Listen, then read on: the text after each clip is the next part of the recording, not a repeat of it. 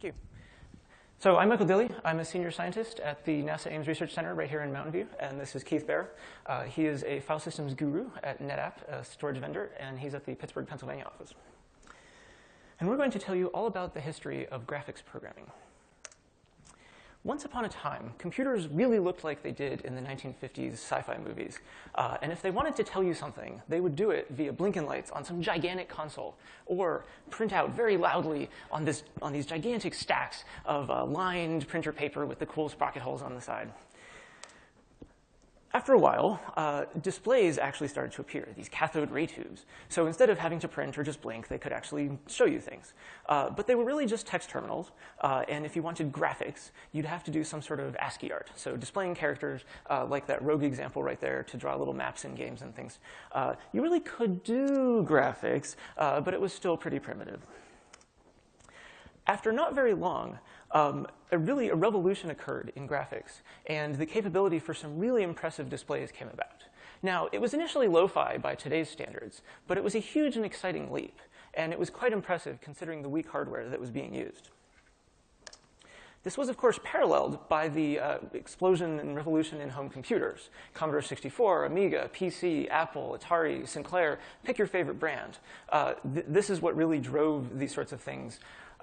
And in this talk, the questions we're going to be exploring are what enabled this? Why were people so excited? How did graphics programmers take advantage of these new capabilities? Why the heck do people still care? And why might you? To get a little more specific, we'll provide you a bit of a historical background to all of this, and then proceed through somewhat of a chronology from about 1980 to the mid-1990s, through the Commodore 64 to the Amiga to the PC. And for each of these, we'll look at sort of what it was about the hardware design that enabled graphics, and most importantly, what programming interfaces were provided, and how were these exercised by game programmers, demosceners, but yet what fundamental challenges to each machine remained? What couldn't they do? How did this evolve into the modern era as we know it? And then why the heck are people still excited about this? Now, a fun little thing along the way is that you're going to learn a lot of distinctive machine characteristics. And so whenever you see a demo or a game, you're going to be able to identify at least the machine it's from instantly. So one of the genesis for this, of course, was CPUs. In 1970, this is what a computer looked like. It was huge. IBM System 370, for instance. It was $1 million, and it was less than 15 megahertz. But only 5 years later, there was this sudden explosion in commoditization. Affordable, tens of dollars, VLSI chips that were usable in the consumer market that were several megahertz and completely readily available. Similarly, the same thing sort of happened in RAM. A little bit later, in 1975, RAM prices were over $50 per kilobyte. Again, just 5 years later, they were down to $6 a kilobyte. Big difference.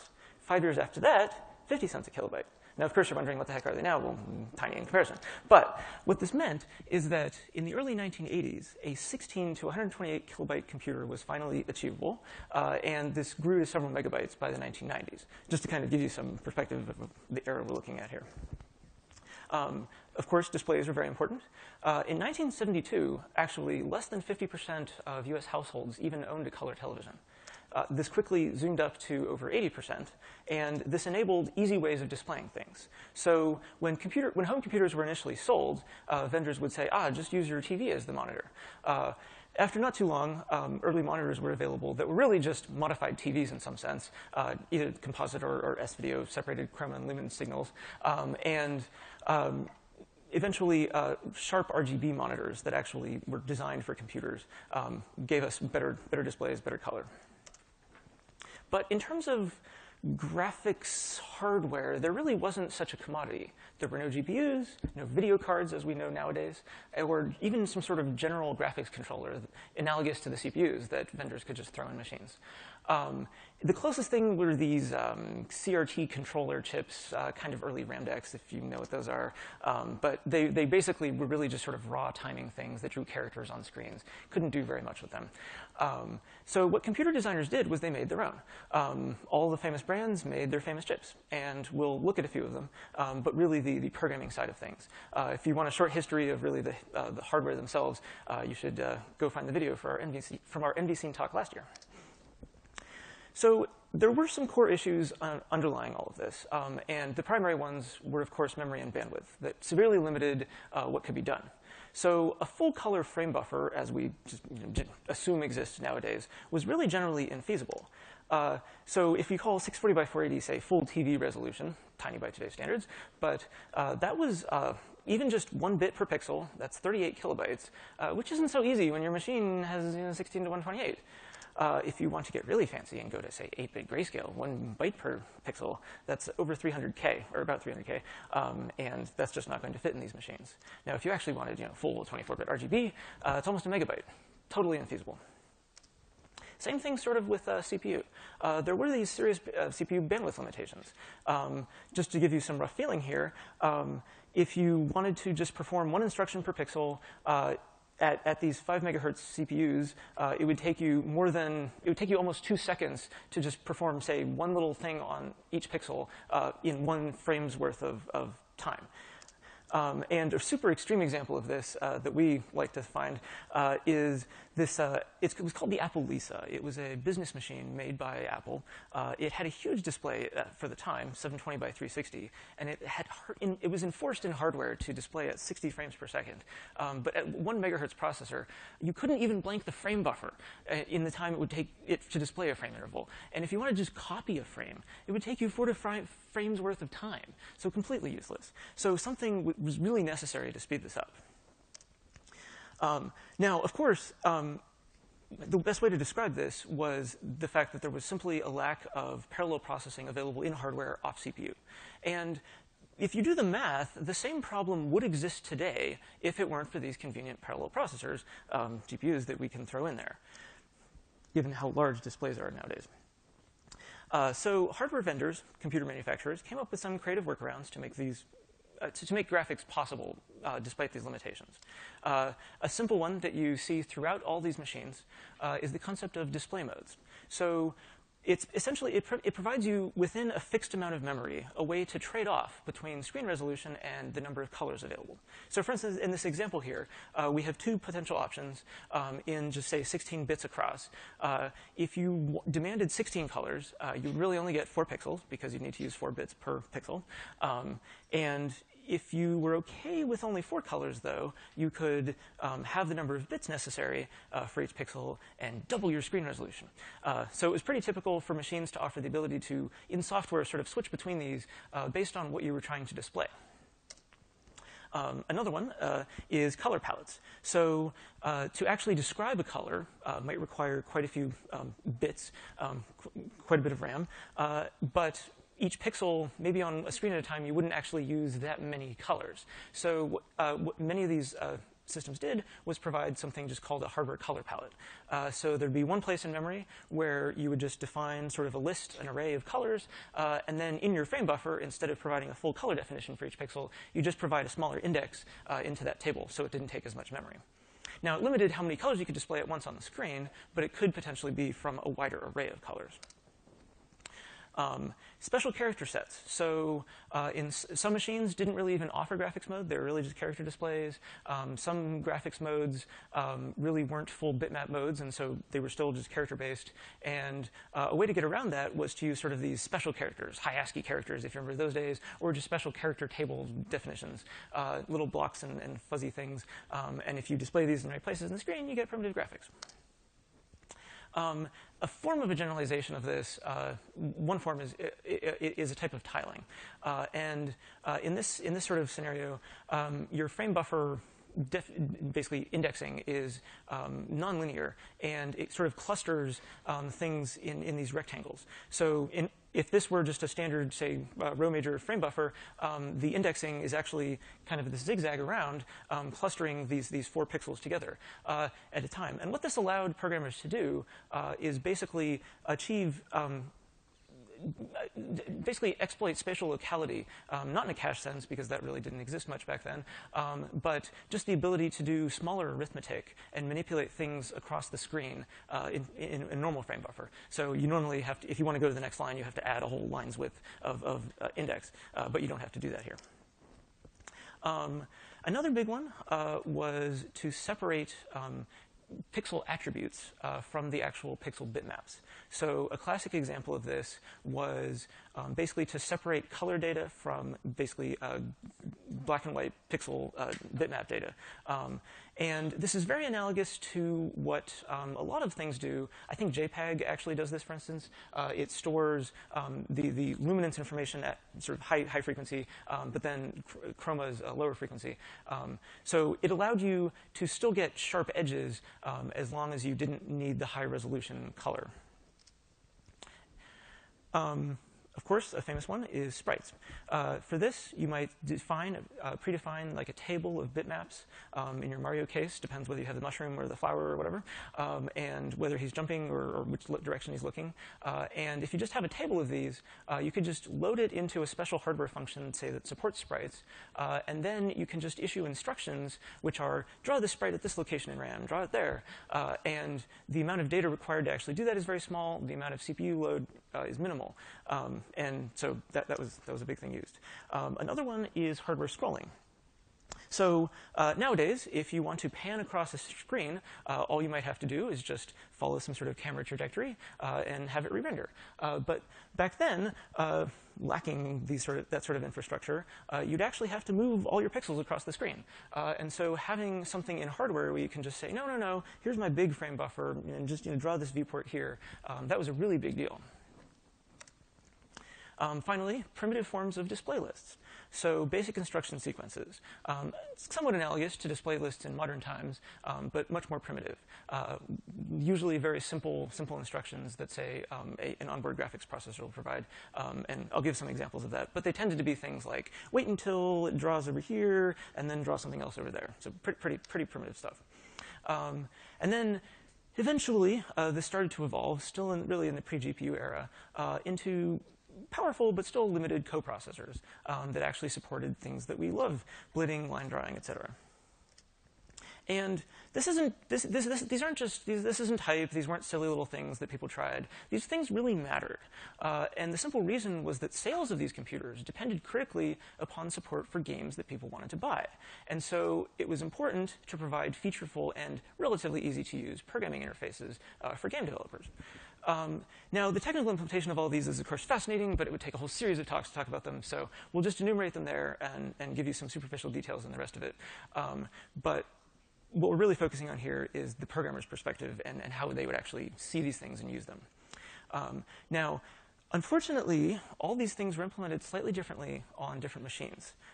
And this was actually an immense source of grief for game porters. So if you worked for a game house, you had to write it for this machine, for that machine, yet another. And oftentimes, games were designed really for the lowest common denominator, and this hurt everybody. And if you didn't want to do that, you just had to suffer spending a lot more time. Now, on the user side of things, we see all these magical demos come out of this era. And as awesome as they are, there's really no real magic to them. A lot of it just came down to folks having a lot of time and patience to really learn how these machines worked and develop this strong understanding of them. Now, in terms of the techniques they generally used, they would do things like, well, let's see, we have this graphics, we have this display mode register, and it has these many values, but I could try other values. What happens? So just sticking things in registers that weren't documented in the manual. Actually documented invalid things just to see what it might do. Various timing tricks, say, how quickly can we change register values? Or if we changed it here instead of there, what the heck would the display do? Basically exploiting little just idiosyncrasies of the hardware. They would try things like changing default color palettes, overwrite default character sets with little blocky graphics, and some of them even had ROM routines in hardware that you could just overwrite with the shadow RAM. And of course, carefully hand optimizing all this stuff. So the outcome, of course, was some really beautiful results. And in the demo world, a lot of what we saw predated comparable graphics in games by a number of years. And a lot of people were actually reading academic papers as they were coming out on new ideas in graphics and trying them out because these machines were actually capable of them. And a lot of these people then went on to start and join game houses, so the world's much better for it. Now, unfortunately, this whole structure had some consequences. All this knowledge was very, very machine-specific. And It was also very difficult based on the design of some of these because they provided such specific functionalities. It was very difficult to evolve the product lines. And so without getting into arguments about things, I'm going to say that this was one of the major contributors to the eventual demise of the Amiga, just because it was very difficult to take what they had and carry it forward, just because it was so specific and people knew how to use it. So without further ado, let's take a look at some machines. We're going to start with the Commodore 64, which was definitely a favorite for many reasons. One reason was that it was pretty cheap, and it was designed for games, so you did get nice graphics out of it. I'll point out, though, that that price tag was just for the machine, but they made it so it would work with a TV because they want it to be as accessible as possible. As far as audio capabilities go, the SID is still one of the most famous synthesizer chips there is, and the video generation was very feature-packed. So the end result was the best-selling computer in history. Even though there were a lot more PCs, there were also a lot more people that made PCs, but Commodore sold a ton of Commodore 64s. One thing that was sort of particularly interesting about the Commodore 64 is, since it was designed from the beginning to work with televisions and an S-video-based monitor, when they picked the colors that the Commodore 64 supported, they made them sort of based on tricks that you get from the YUV or YIQ color space that TV uses. And so one of the things is a lot of the other machines we'll look at had these like very sort of garish, highly saturated colors based on using RGB, whereas I think a lot of the colors in the C64 palette are very pleasant. There are things that are close to skin tones. So that was definitely an advantage, I think. One of the reasons why Commodore 64 Pixel often looks very, very nice. The VIC-II, which was the graphics chip, there's a picture at the top that the Commodore 64 uses, again, was very capable. It did 320 by 200 with 16 colors I showed before. It did sprites, did hardware scrolling, and of course it had a text mode because, you know, as a home computer, they wanted to be able to do productivity applications as well, and so you need text for that as well as for BASIC. Of course, it did have limitations. That was kind of how they got the price down. A big thing was that it shared RAM between the video hardware and the CPU, mostly just because even though the price had come down a lot, it was still pretty expensive. And another thing is it had these 16 colors, but you couldn't really just use them however you wanted, because if you sort of look at the math, if you have 320 by 200 by 4 bits, that gives you, a 32 kilobyte frame buffer, which is half of all the RAM that you have. And since it's shared, it doesn't leave you much other space for working with. So instead, it had sort of different video modes where you could use up to 4 colors in some of the modes per this 8x8 cell that was based on the size of the text mode font. So in the high-res mode, you could set all the pictures between one of 2 colors. In the multicolor mode, you could pick 4, but your pixels were then twice as wide. But again, for more colors, this was useful. And the thing that was sort of really nice about the C64 is that you could actually pick different sets of colors for each of these 8x8 character-sized cells. And it both did kind of a tiling-based mode where you were setting your 8x8 cells to something. By default, it would be in just the text set that the Commodore 64. But they had the foresight to actually make it so that you could specify a location in RAM where your character set would live instead of forcing it to always be in ROM. So this meant that if you were developing a game or something with sort of common repeated background effects, you could generate your own tile set with the elements that you want to use for your background, and then color them because it supported a similar multicolor mode for the tiles. So again, it had 8 sprites, and it sort of did a similar thing with a trade-off between resolution and colors. And as Michael mentioned, it did hardware scrolling because oftentimes you'll want to scroll screens for games. Think about Mario or anything like that. And it was very simple. It basically allowed you to kind of scroll the screen 8 pixels in any direction. But that did give you enough time that you could kind of move all of the data when in the 8 or so frames that you'd have as you were scrolling pixel by pixel. The other thing is the VIC-2 was quite complicated, and it had a lot of different settings that you could do, and you could play all sorts of different tricks. One kind of simple thing was that it allowed you to locate your graphics data in different locations in memory. And so it turns out you could switch between 2 different versions every other frame. And so while it would flicker a little bit, you'd actually kind of perceive kind of a combination of colors instead of a single color. So that gave you more colors to work with. Remember I said that there are 8 sprites, but it turns out you could actually use more than 8 because the VIC would check where the sprites were located every 8 lines. And if it says, oh, there's a sprite, it would start drawing it. Well, this would mean you could draw a sprite, then wait for the beam to go lower on the screen, and then say, oh, actually the sprite's here now. And it's going to see, oh, well, the sprite's here. Let me draw it again. So that allowed you to do things like tile sprites on top of an image so you could get more colors that way.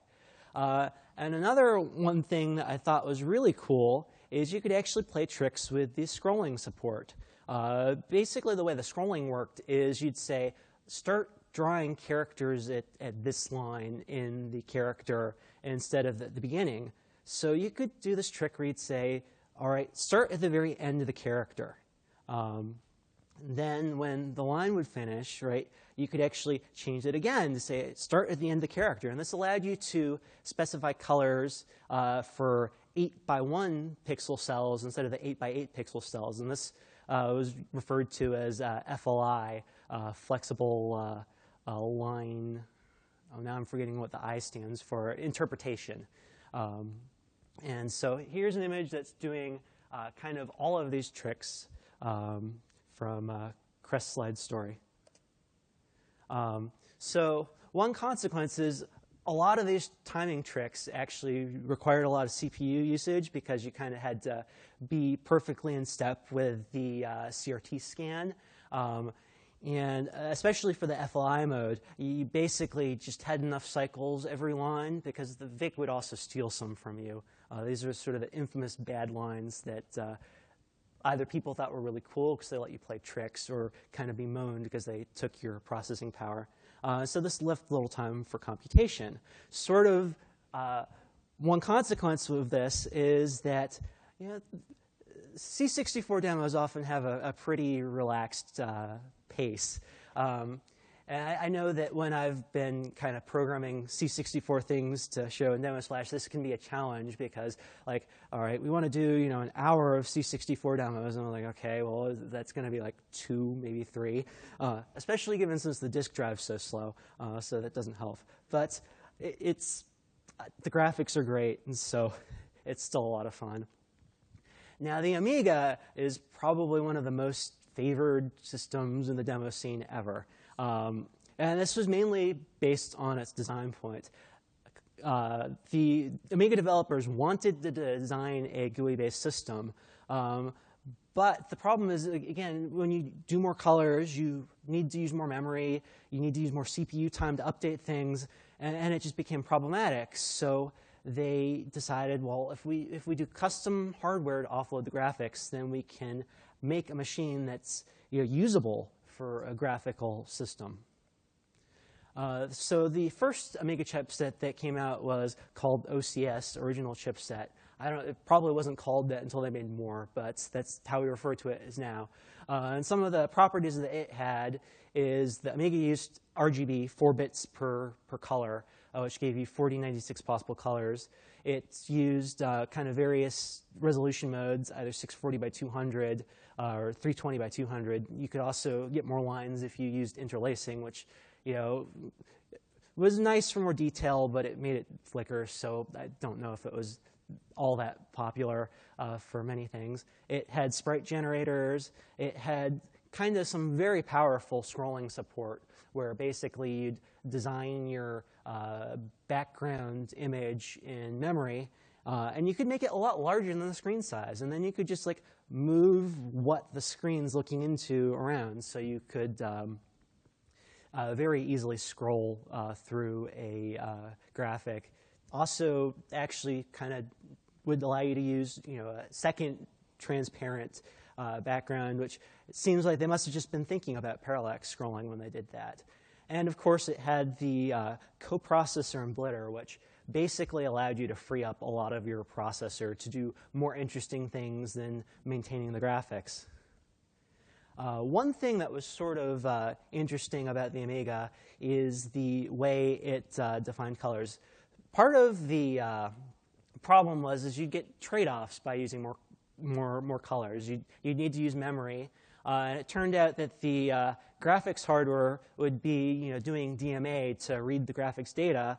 And so if it used up more space and had to fetch more data because there were more colors, it would potentially slow down your CPU if your CPU is trying to access the same RAM, because again, a lot of it was shared. RAM was expensive at the time. So they came up with sort of a flexible way to define how multicolored things were, where they'd kind of divide your image into multiple kind of 1-bit bitmaps that were called bit planes. And so if you kind of look at this picture, right, basically each bit plane defines one of the bits for the palette index that you end up doing. So for bit 0, we'll take the 5th bit from bit plane 1. For bit 1, we'll take the 5th bit from bit plane 2. For bit 2, we'll take the 5th bit from bit plane 3. This gives us a number, in this case 6, which then we can use as an index in the set of color palette registers that the Amiga defined. And so if you think about, like, if I got 5-bit color, how am I going to pack that into bits? Well, you didn't. You used separate bit planes, which made it easier to work with than something strange. There are also some sort of additional nifty modes that the Amiga used. Extra half bright and ham both allowed kind of more colors.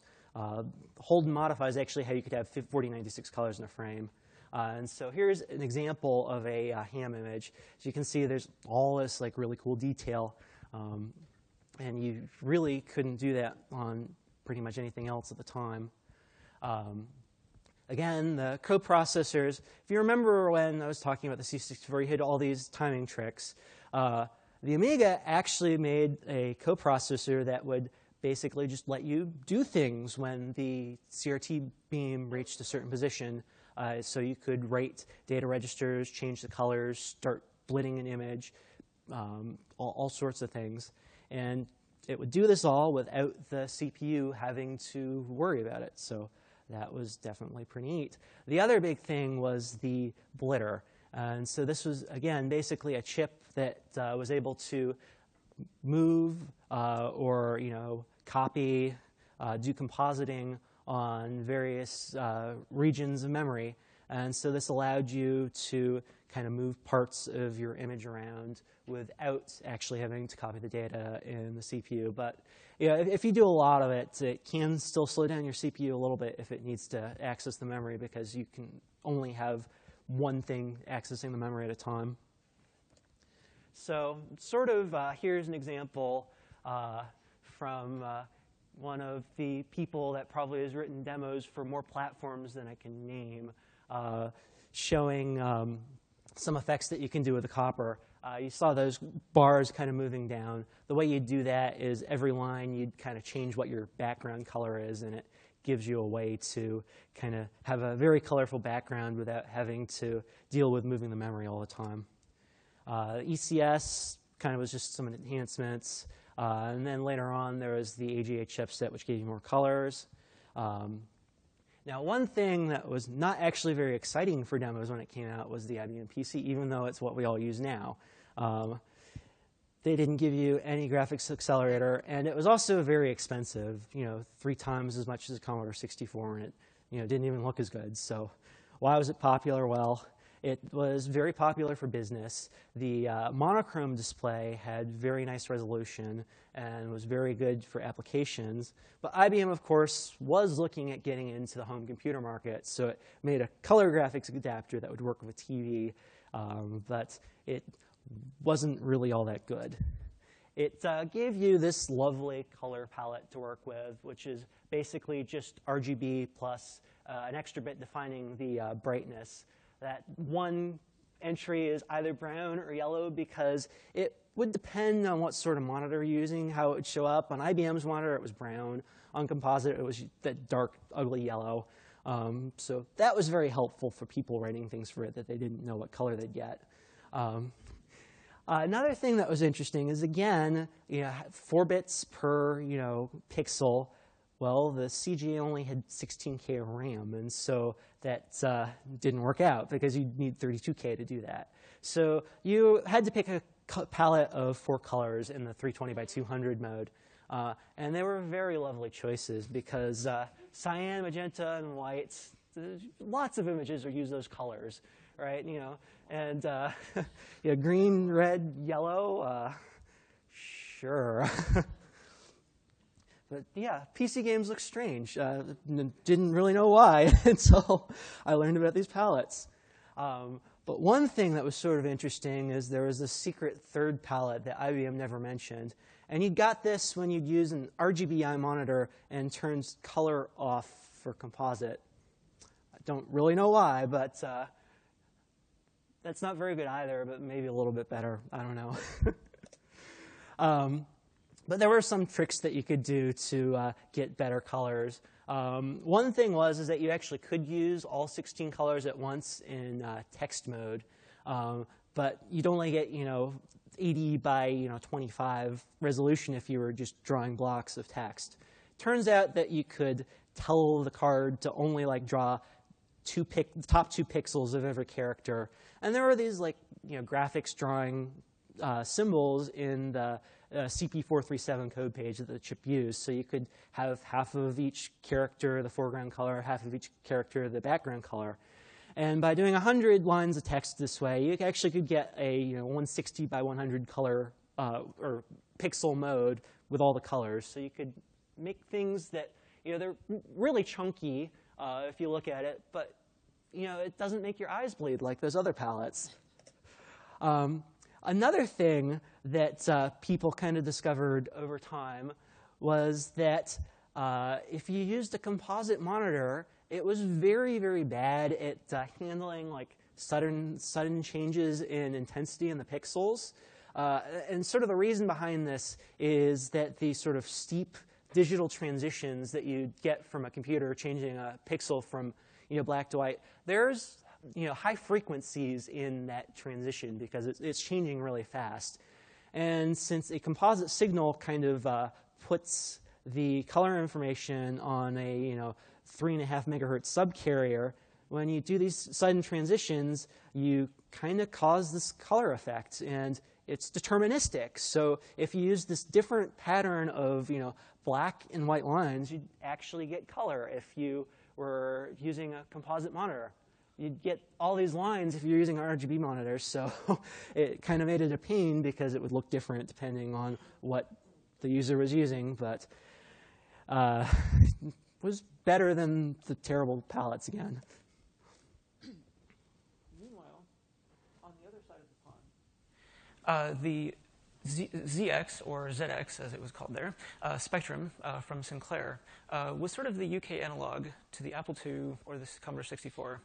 And it was sort of similar, 3.5 megahertz. First versions had 16K of RAM, up to 128K. Same time era. But it was a little weirder. So it was similar in that it had sort of the pure RGB plus bright bit, the full CGA color palette of sorts. It didn't have gray, though, because bright black was still black, or dark black is black, or whatever. Unfortunately, though, it didn't really provide a paletting system. So while the Commodore 64 provided these sort of nice pastel-y colors, the Amiga provided you lots of colors, and the IBM CGA graphics display provided you at least twisted-looking colors that you were expecting that they would look strange. Here, you're really just stuck with these saturated RGBs. And you might notice that none of those are very good flesh tones or things that they aren't natural colors. And so as a result, the pixel art from this machine was just twisted. So you'd get these orange, yellowy, red humans.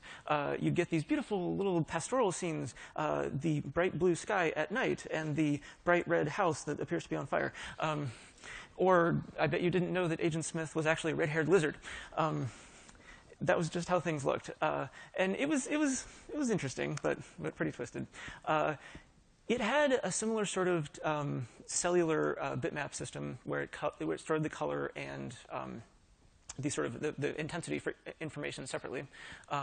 Unfortunately, it did so at even lower resolution and with fewer bits.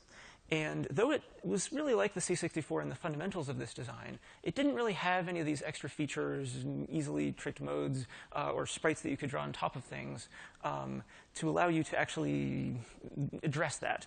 And so as a result, the ZX became the canonical example of what's called attribute clash.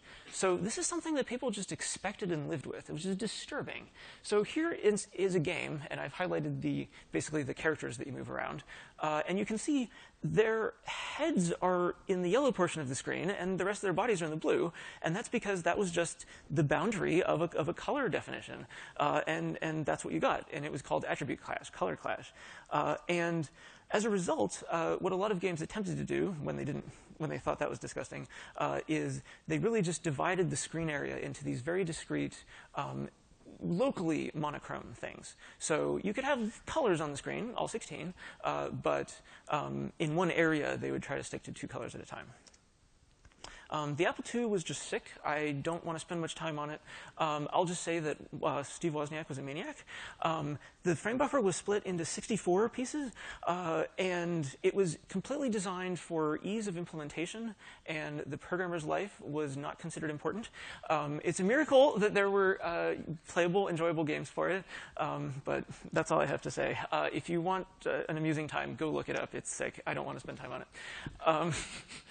Slowly, the PC got a bit more useful. EGA came out. I won't dwell on it, but basically, it was an evolution. It provided more colors, 64 finally. And the main problem with it was that it came out not long after the CGA, but it was much more expensive. And though everyone loved it, few people could actually have it. This turned into VGA after a little while, which look at these specifications. We're actually getting to real things here. 18-bit RGB, 256 colors. And software hackable modes. So you could actually tweak things. You could not even just trade off, but really just try to change the refresh rate, the resolution, how many bits per color. And as long as you had a monitor that supported it and didn't emit smoke whenever you attempted to give it these strange frequencies, you could get interesting things coming out. It was, however, responsible for the substantial transition flicker you'll often see on real hardware when you're playing DOS demos between scenes. And it's also the reason that a lot of DOS demos just don't work on modern displays because they have these weird resolutions, or part of the demo will work and others won't. It's because they changed the resolution to something weird. But finally, it had features. These new modes, hardware scrolling, and actually rather fancy per pixel little arithmetic units that provided shifting and masking. It was pretty good. And it allowed us to reach almost modern graphics. And what it really did is it left us with this rich history of what we dare call standard PC modes that eventually developed into VESA standards. Or, well, sort of. But this opened up the golden age of DOS demos by combining this VGA with increasing CPU speeds, usable RAM, actual megabytes here, and double-digit megahertz, soon to be 3. You actually got some beautiful things. On the right there is actually a demo that was released for DOS and Windows, and it was kind of it had a built-in software ray tracer, and it was really an example of what you could really finally do with these machines. As we all know, we're not living like this anymore, thank God. And there are a few simple reasons for this. We've got our high CPU speeds. We've got our highly parallelized hardware acceleration. We have tons of RAM, so all the colors you want, huge frame buffer, as many frame buffers as you want. And we have these standard, widely adopted toolkits. For all your complaints about a given toolkit, it's a good thing, because it's something that will work on lots of machines, and you don't have to design it per machine. Of course, demo coders are thrilled to have this. We can finally do real-time ray tracing, a switch to actually playing with physical simulation, huge particle fields, physical interaction between objects, actual attempt to simulate accurate physics. And there was this change of focus to the production of a real creative art form that cares about content, direction, aesthetics of scenes, etc. So that's where we are today. So as promised, let's have a little fun. I'm going to show you some pictures. Based on what we've told you, what platform is this from? Yes, why? Mm-hmm. Anything else? Anything else? Yes, that is one. We didn't spend much time on that. But so yes, the keys there are the color palette for sure. Sort of this moderate resolution among the things that we've seen. This pretty distinctive dithering style. And those of you who can actually see it and know about it, yes, it has wide pixels. We didn't attempt to get into that. OK, how about this one? Too easy, right? CGA, PC CGA. Why? It's pink. Also, if you know what you're looking for, Apogee was a DOS game manufacturer. Also, most other machines didn't have F1 keys, so if you know that. And here's what it was supposed to look like. So yeah, this is what we lived with as children. This is what people who had fancy EGA cards got. Bastards. How about this one? ZX Spectrum. Why? Yes. Bizarre inhuman colors, these saturated RGBs, and again, these really blocky two-color pixel regions. So there you have it. You're all experts now. So why do people care about this nonsense today? Well, in Retroland, arguably the best demos have actually been produced recently. And why is this? Well, the simple fact is that we know how to use these machines finally. We don't develop on the machines. That was the big thing. Back then, people actually suffered through using the machines to write demos on them. And nowadays, we can pre-compute everything on our fast machines, iterate a million times, see what it looks like. And really optimize things, optimal compression schemes, et cetera. But the other reason is it's still a lot of fun. There's a large supportive culture, and if you want to really conquer that childhood machine or figure out why, what's this retro thing about, it's fun to play with. Lots of emulators to work with, and it is a real challenge. Now, if you're disgusted saying, retro crap, I don't want to fill my basement like those weirdos with old machines, well, OK, just go grab your favorite embedded development board. If you want to, maybe one with VGA, one that you have to hack display onto. But this is great because it's really the modern analog. They're still very CPU and RAM limited relative to anything else. They exist. They're widely used in lots of things. And so it's a fun challenge just to see what you can do with it. I mean, on one level, you could see what you can do with the hardware. So try to actually take a development board and graft on a HDMI interface. See what that takes. And go see what kind of weird graphics libraries people have actually written for these things. Or try implementing your own. It's a great way to learn about how drawing primitives actually work, how colors are represented. You can play with character sets and actually explore that world. It's a lot of fun. Now, if you're totally a software person, you can artificially constrain yourself. So pretend that all you have is a text display. Try actually rendering things. There are some cool libraries for this, AAlib, libkaka, lots of others. And there are actually dedicated text mode demo competitions. TMDC is a big online one. It's pretty cool. Go check it out. And nowadays, basically, you can write as long as it's just a text rendered window, you can do it really on any platform. And I believe at least one of the demos we saw at the Android demo compo yesterday actually was a text demo. If that's not your thing, see how small you can make your demo. Can you fit? Pretend you have very limited RAM or in disk space. So can you fit your demo into a couple kilobytes? How about 128 bytes, 32 bytes? At this point, you get into some ridiculous programming challenges. You have to be really a math guru, really understand assembly language if you dare, and it becomes a real algorithmic problem. A fun thing a lot of people like to do is say, oh, there's this old classic demo. Can I make it like half the size? And make it look even better. And seriously, this touches on crazy theory in information compressibility, parameter search. There are folks who actually use genetic algorithms to try to design 32-byte demos. I see somebody back there. They all look like junk, but if you have some metric for evaluating it, you'll find something eventually. So anyways, to wrap up this nonsense, all these machines claimed they could do lots of things. If you walked into a retail store back then, it'd say 16 colors, 64 colors. Well, yeah, sure, but probably not at once, and certainly not at any decent resolution. There were these trade-offs. And so all this marketing was a lie, but by understanding the idiosyncrasies, you could really work with them. And for many of these, it was very, very specific, and that was a bad thing. But IBM's philosophy here, and it's a complicated history to why they won, and I won't bore you with it. But it was boring, and it was hence rather easy to work with. It was kind of this simple thing. It was easy to clone, and lots of folks did. So lots of people got PCs, and it was easy to get started. And so what we really saw here was this trace of evolution from really nothingness to these proto-GPUs, if I dare call them that, amusingly back to software rendering for a while because we decided these hardware tricks were insane. Let's just throw CPU at decently for the time size frame buffer, and then finally, as we really got greedy, we squeezed it back into GPUs. And lots of people, and ourselves included, of course, have this nostalgic itch for this simplicity, and you should too. It's a lot of fun. Go explore the retro or tiny size demo scene. You don't have to write them. Just go check out the demos. They're pretty sweet. We are also the guys who host the Demo Splash demo party in Pittsburgh. We haven't quite planned the next one, but watch for an announcement. So thank you.